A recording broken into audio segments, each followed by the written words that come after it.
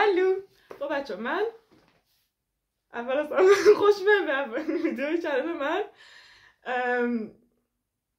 ما چرا اینجاییم؟ سوال ما چرا اینجاییم؟ اینجایی که الان مسئولین یادم اگه بتونم ما چرا اینجاییم؟ من یه چند وقتیه که یه سری ویدیوهای تو یوتیوب دارم نگاه میکنم که ردیتن. خب اگه نمیدونی ردیت چیه نمیدونم، یه سری پیجای تو اینستا هستن میان مشکلات کسایی که تو دایرکت براشون تعریف کردن میذارن پستش میکنن که بهشون پیشنهاد میدن که چیکار کنن. ردیت همین اپلیکیشنه، یه اپلیکیشن برای همینه، برای خارجیاست و مشکل من اینه که من انقدر این ویدیوها رو نگاه کردم که ته کشیدن و یک مدتی که بودم که خب چرا خودم ردیت نریزم؟ چرا خودم ردیت نریزم؟ و ردیت ریختم. بعد 2 هفته ردیت ریختم، رفتم شروع کنم خوندن. بعد دیدم که حوصله ندارم بخونم. الان ما اینجا چیکار میکنیم؟ بهانه یک بهانه برای خودمون درست میکنیم که ردیت بخونیم. خب بهتون میگم یه سری این ردیت یه سری پلتفرم‌های خاص داره. پلتفرم نه، یه سری مثلا کامیونیتی‌های خاص داره، جامعه‌های خاصی داره، اجتماعی خاصی داره. هر کدومشون یه اسمی دارن. مثلا یکیشون هست آیا من یک عوضی هستم؟ چرا؟ فلان کار کردم. به من بگین که آیا من هستم یا نیستم. یکی هست یکی تراماتایز کردن. تو هم تراماتایزشون کن. آره خلاصه یک مورد علاقه من چیه؟ آیا من یک عوضی هستم؟ مؤدبانش. پس به دنبال ردیت میگردیم. من میگردم یه چیزی پیدا میکنم، میخونم، خلاصش توضیح میدم براتون و میتونیم دربارش بحث کنیم که آیا این آدم یک آدم خوبیه یا آدم بدیه. شماره 1، آیا من یک عوضی هستم؟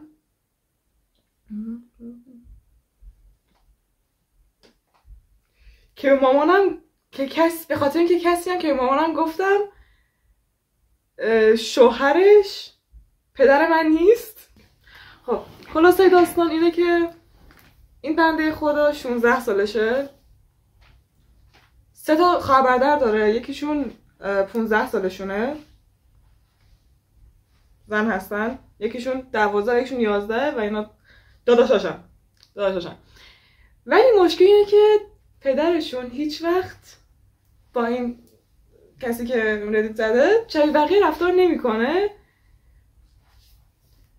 بعد مثلا برای بقیه تشویقشون میکنه کاراشون انجام بدن، نمیدونم کلی براشون چیزی میخره، شکلات میخره، نمیدونم آب نبات میخره، براشون اسباب بازی میخره، ولی برای بنده خدا هیچ وقت کاری نمیکنه. حالا اینجا داستان دارک میشه که مثل این که یکی از فامیلاشون میاد به این دختره میگه که بابای تو بابات نیست. منطقیه نه؟ شوهر مامان تو پدرت نیست. جریان چیه؟ این اخبار خب 100 چیز تو خبرها مثل این که مامانه تو یک دوران با 2 نفر بوده. خب با 2 نفر قرار میذاشته. بعد بابای بهش گفته که یا من یا اون. مامان گفته خب باشه تو من جای ایشون. ولی بعد فهمیده که بچه داره. بابام بهش گفته که میتونی نگهش داری ولی اگه مال من نباشه من بهش اهمیت نمیدم. This is the film Turkey. فیلم ترکی باش خوب رفتار نمی کنم. و دیگه گرفتم و فهمیدن که مال پدر نیست. خلاصه پدرم گفته که اگه مال من نبود من بچه خودمو میخوام، یه بچه از من خودم بهم بده. به خاطر همین به خاطر همینه که خودش 16 سالشه و خواهرش 15 سالشه، انقدر نزدیکم با هم دیگه. خلاصه دیگه بعد این که فهمیدن اسم بابا مثل که دریکه، اسمش دریکه. بهش گفته که میتونی از این بعد به جای بابا مواد فروشه نمیدونیم آره مثل داماد فروشه داری که شاید مواد فروشه ما نمیدونیم. خلاصه گفته که میتونی به جای بابا منو دایرکت صدا بکنی. خیلی سرد یکم چرا قیاسه شد من نمیدونم چرا میتونید منو قیاسی ورژن دخترش دایرکت صدا بکنی و 18 ساعت هم شد که گم میشی از خونه میری بیرون. ها اینو یادم بگم مثل این که وقتایی که مامانش خونه نبوده بابا یا مثلا یه خونه دوستش بخوابه یا خونه که از فامیلای نزدیکشون. الان مدت چه رسید؟ می‌خواستم اگه چیز بکشم دیدم که لازم است بکشم توضیح بدم راحت‌تره. آره. خلاصه دیگه همین دیگه الان من نقشه میا رو دارم. آره. همین دیگه خلاصه حواستون باشه بچه‌هاتون چه جوری باشون رفتار میشه گناه دارن.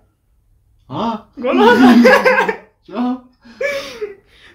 ای بابا تو بچه اون نبود که چه پند آموزی بوده من نفهمیدم. تا وقتی مطمئن شین بچه دار نشین. میخوای داستان دیگه بخونی؟ داستان خیلی دارکه. کامنت مونده هنوز کامنتاشو بخونید. یکی همونده گفته که یک مادر افتضاح داری خاک تو سر مامانت.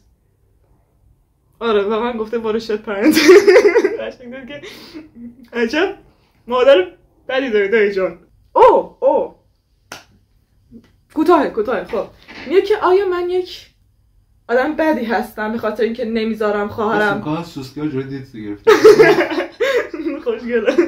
خواهرم عروسی منو با مهمونی اعلام کردن بارداریش اشتباه بگیره و نذارم اعلام کنه.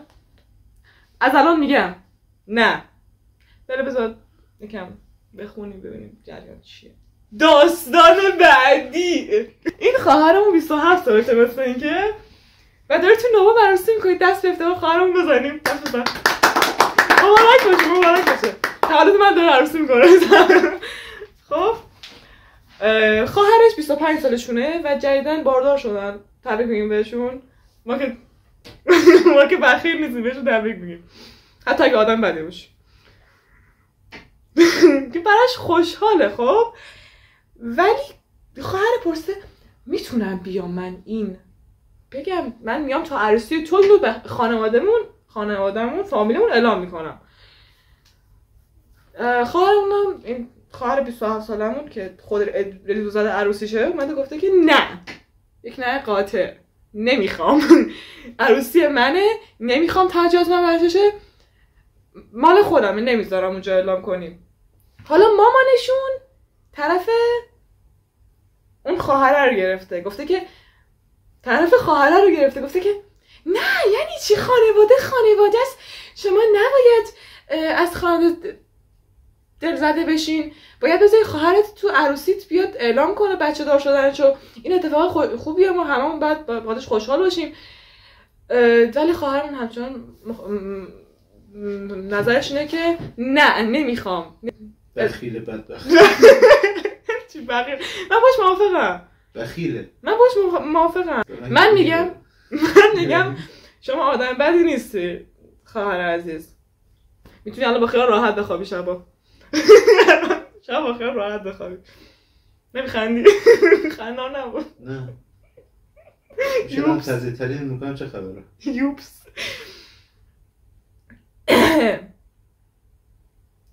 بعد الان خواهرش داره تهدیدش میکنه که من نمیام عروسیت اگه نذاری من نمیام عروسیت.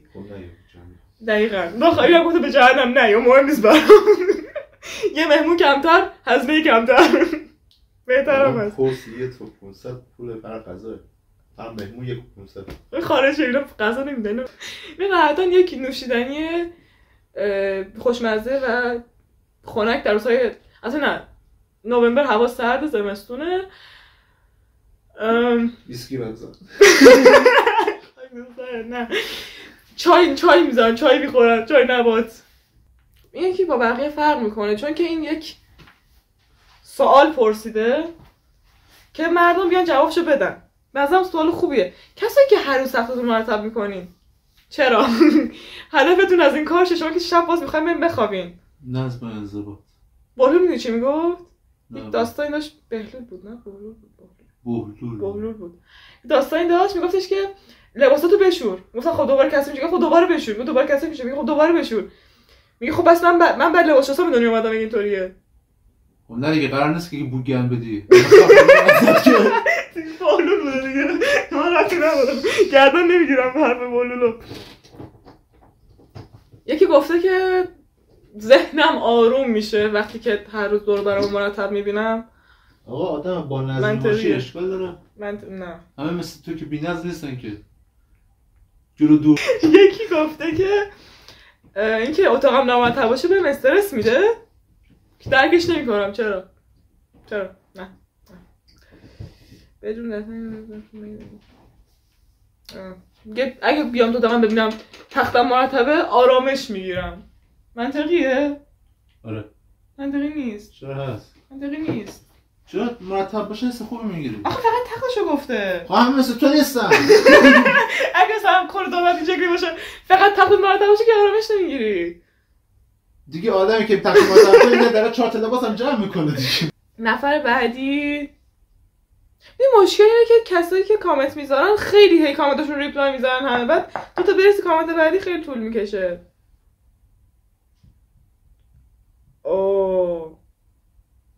میگه مثل اینکه این حیوانای خونگیشون نمیان موهاشون نمیریزه و رد و پاشون نمیمونه. رد و پای من میمونه. آره کثیف باشه پاش میمونه. خب تو خونه در رامنه هر جا بری رابره میمونه. این تو تخم درست کنه میمونه که. الان من تخم درست کنم حیوان بیاد تو تخم رابره نمیمونه رد و پاش. نه تو جالبی نبود. برید بعدی چیه؟ چون پلیت بعد ما این پرپرد افیس سونا خب اینو خیلی دوست دارم. این خیلی خوب بود. بگم بعدی و قبلش گفتم کافی مثلا بعد کافیه. خب تایتل ویدیو چی؟ تایتل این ردیت چیه؟ که درباره لباس نامناسبم شکایت کرد. الان دوست پسرش حتی اجازه نداره بیاد داخل خوابگاه. همینه کد ردیت همینه. مثل اینکه این عزیز دل توی یک خوابگاه دانشجویی زندگی میکنن با چند نفر آدم. بعد خب معمولا خونه خودته باید راحت باشی هر چی میخوای بپوشی. نه اونو بده من گوشیت میافته. من پاشم گوشیت میافته. بخون ویدیو تو بگی. آره خلاصه نظری نمیخوای بدی؟ نه برو. آره خلاصه در ادامه من همکاری میکنم. حالا یه روز میخواسته بره بنده خدا آشغالا رو زدم در یک دونه تیشرت گشاد پوشیده با شلوارک. بعد یهو یکی از هم خوابگاهاش اشتباه کرده. بعد کچلوار میپوشیده. خوابگاهش گفته میشه بهتر لباس بپوشی دوست پسرم اینجاست. دوستش نیست نمیخواست پسرش ایشونو ببینه. من نفهمیدم. بابا دختره تو خوابگاه زندگی حواسم هست. دختره تو خوابگاه زندگی میکنه. خب بعد خب هر چی میخواد میپوشی دیگه. بعد خارجه دیگه میپوشی هر چی میخوای. خب خارجه دیگه باشه دیگه. شخصیت که دیگه اجازه نمیده هر چی دلت میخواد بپوشی. نه خب تا همون حدی دختر باشه کافی. میخواست به آشغال زدم در دختره. بعد یکی از هم خوابگاهاش دیدتش گفته که آره میشه لباستون مناسب تر باشه دفعه های بعد دوست پسر من میاد اینجا زشت تو رو این شکلی ببینه. حالا چی پوشیده بود؟ تیشرت گشاد با شلوارک. تیشرت گشاد با شلوارک آشغال خواستم در بذاره. خب بنده خدا کچلوار که نمیپوشی بره بیرون آساس دادم در برگردی که. آره خلاصه که اتفاق افتاده و بعدن از دوستاش شنیده که همین خانم رفته پشت سرشون توی خوابگاه حرف زده و مسخرهش میکرده. خلاصا مسخرهش میکرده و چند روز بعدم از طرف مدیر خوابگاهشون مثل این که یک پیامی دریافت کرده درباره شکایتی که ازش شده به خاطر بد لباس پوشیدن، در حالی که حتی آدمای خارج از خوابگاه اجازه ندارن وارد خوابگاه بشن. دست اون دختر دیگه اول قانون شکسته بوده. خب همه شما نگاه آره. اول قانون شکسته بوده. برای همین اینم به خاطر اینکه روبرو به جنگ باهاش میره ریپورتشو میده به مدیر خوابگاه که آره اینم پسر آورده تو خوابگاه. خلاص الان اینم دیگه اجازه نداره دوستش بیاره تو خوابگاه. مشکل از پای حل شد. بالا بده بالا بده. پیکمیه، کاملا دختر پیکمیه. یعنی چی؟ از الان دیگه هر کس بخواد بیاد وارد شه اول آیوشو نگاه میکنم بعد میذارم وارد خوابگاه شه. بعدی خب نکنید بذار اول یک رسم خارجی براتون توضیح بدم. خارجی یک رسمی دارن موقع عروسی که کادو میگیرن، موقع طلاق کادار پس میگیرن. موقع عروسی که کادو میگیرن و از عروسی برای اونا که بهشون کادو دادن براشون نامه تشکر میفرستن که ازشون تشکر کنن که به خاطر هدیه‌ای که دادن. حالا این عزیز دل بعد از 6-7 سال 6-7 سال نبوده 6-7 تا نامه پیدا کرده که نفرستادن. بعد از 2.5 سال که از ازدواجشون گذشته 6-7 تا نامه نفرستادن. حالا چرا؟ واسه که وقتی ازدواج کردن نامه‌های معمولی فرستادن، اونایی که خیلی کادوهاشون مثلا خفن بود و اینا گذاشتن یک چیز ویژه براشون بنویسن بفرستن. قبل شوهر بده دفتر پست، چون محل کارش نزدیک دفتر پست بوده ولی نرفته این کار انجام بده. حالا نامه ها موند.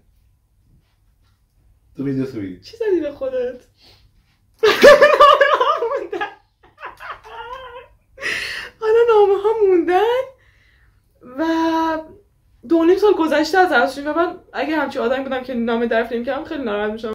خلاصه الان هم خودش خیلی چیز شده، خیلی ناراحت شده، هم شوهر خیلی خجالت زده است.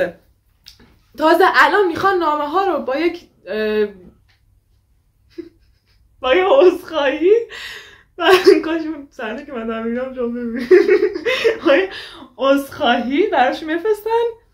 آره دیگه خلاصه نقششون اینه که نامه ها رو دوباره بفرستن. حالا سوالشون اینه که شما چه حسی داشتین اگه بعد از 2.5 سال نامه تشکرتون دریافت میکردین؟